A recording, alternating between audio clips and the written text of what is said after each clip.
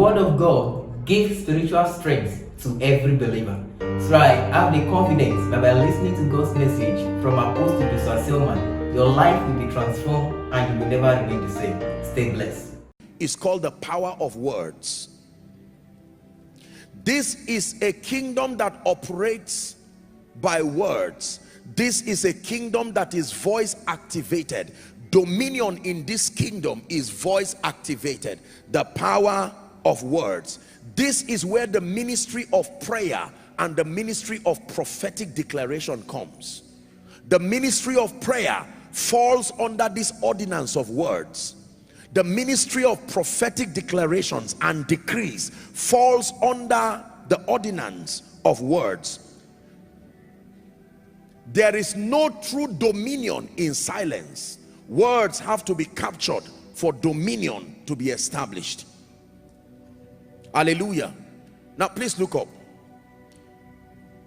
If words are that important as far as activating and establishing dominion is concerned, you now see why things like prayerlessness are a disaster.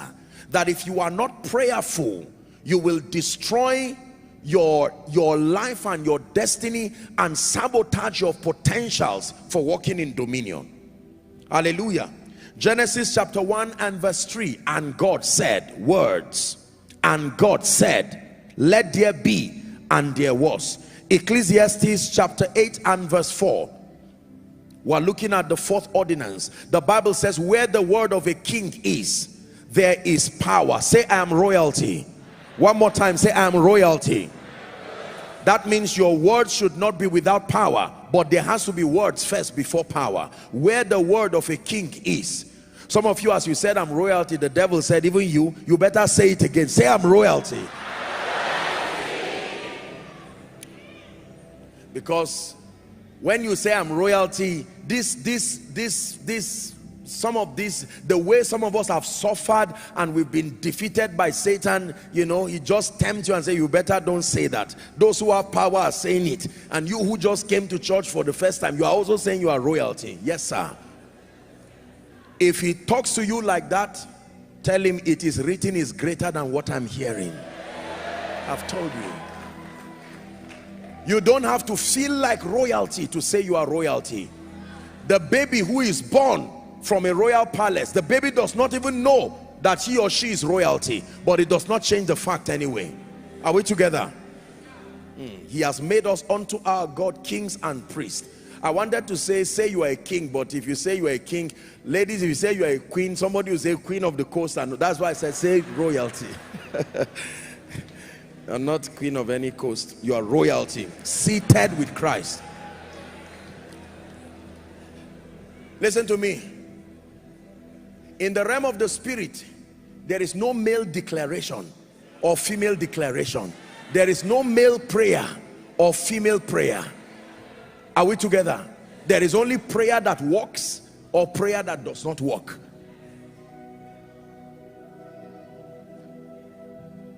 Watch this. The Bible says in Job 22 and 28, we're still looking at the power of words.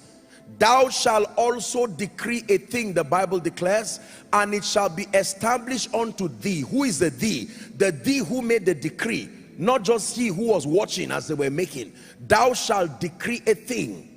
Please, I want you to understand that the dynamics of dominion demands that there must be words. There must be words. That is why the assignment of depression is to bring you to a point of silence where you cannot speak. What is wrong? I know God can do it. That means close my door, go out of there. But for someone, even with no money in your pocket, you will declare, walking in abundance, moving with the speed of the Holy Ghost. I am favored. I am walking in abundance, moving with the speed of the Holy Ghost. I am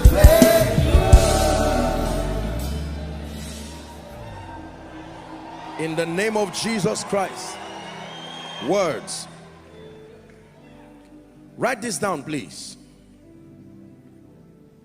In Mark chapter 11, when you read from verse 12 to 14 and then you go to 20 to 24, just write it for reference. Mark 11, 12 to 14 and then 20 to 24. This was when Jesus came and saw a fig tree that had leaves but no fruit, and he cursed it and said, no man eateth of you again. Hallelujah. And then remember, from that, according to Mark's account, he went to flog people in the temple, and then when they returned back by the morrow, they found out that the tree was withered. And they said, Master, you said this and it has happened.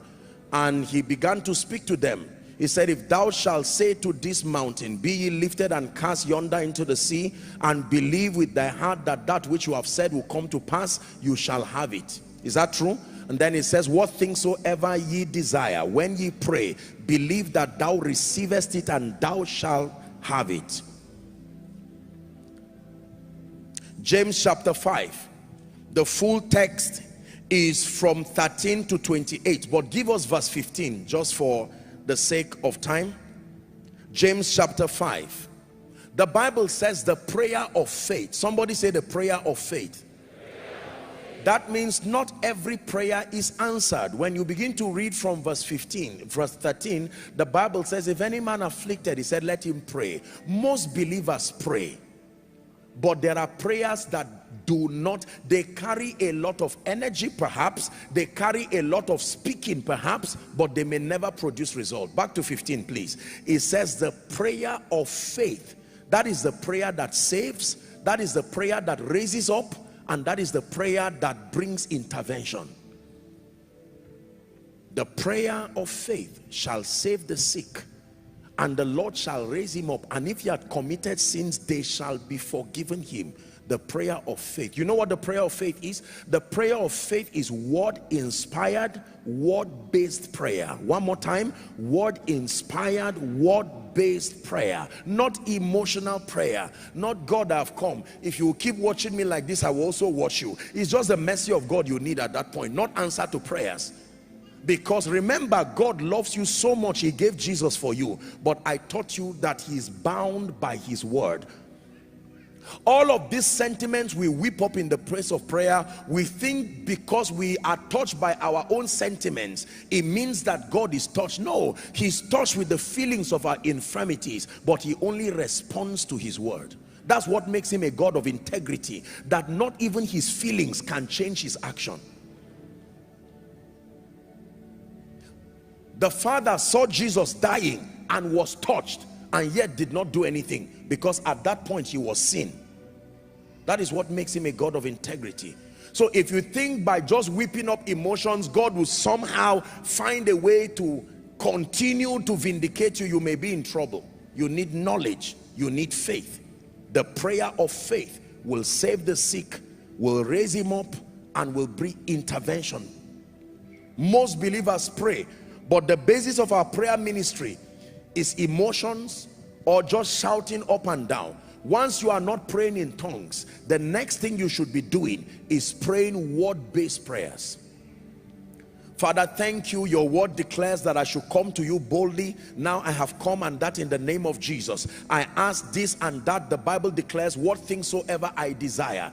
This is what I desire. The Bible says I should not be anxious for anything. I decree and declare that in the name of Jesus, I reject anxiety. I bring before you these petitions. The Bible says in Philippians 4 and verse 6 that I should be anxious for nothing, but in everything by prayer and supplication with thanksgiving I should let my request be made known. Father, I bring before you this issue of rent. I know that you are faithful. I obtain wisdom to know what to do. You are praying. Are we together?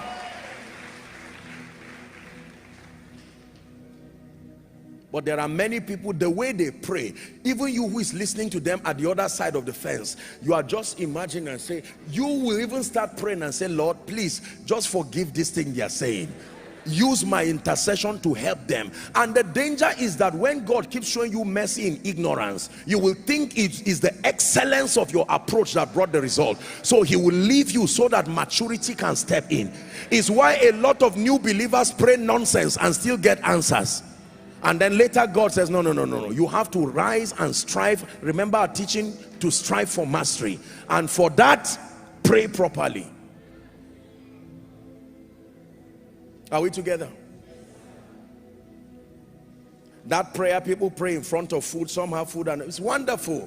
But that's just to help children. You are an adult, you approach that way, is ingratitude. You have to settle down and understand how the Bible, maturity. Maturity. Maturity. If you see a child dropping 5 naira as offering, that's fine for his age. But if you see somebody who is working in an oil company, holds 5 naira, whether it's new or old, dropping it, you will look at him and say, sir, give this even to your governors. The Bible says they will not accept, because to whom much is given, much is expected. God is challenging us tonight. If you want to walk in dominion, then we have to obtain grace from God. Are we together? To be people of word-based prayer and word-based declaration.